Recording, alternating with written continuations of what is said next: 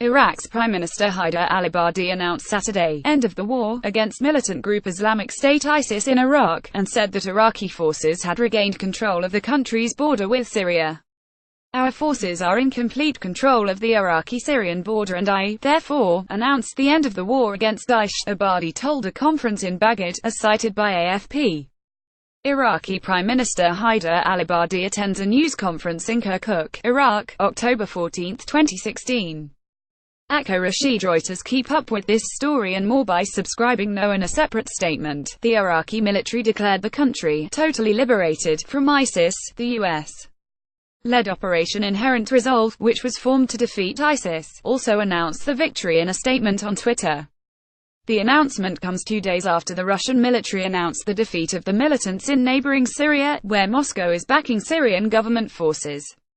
The Iraqi forces recaptured the last areas still under his control along the border with Syria. State television quoted Abadi as telling an Arab media conference in Bagad, "Several squadrons of Iraqi helicopters flew over Bagad carrying Iraqi flags at noon, in an apparent rehearsal for a victory parade that Iraq is planning to hold in the coming days."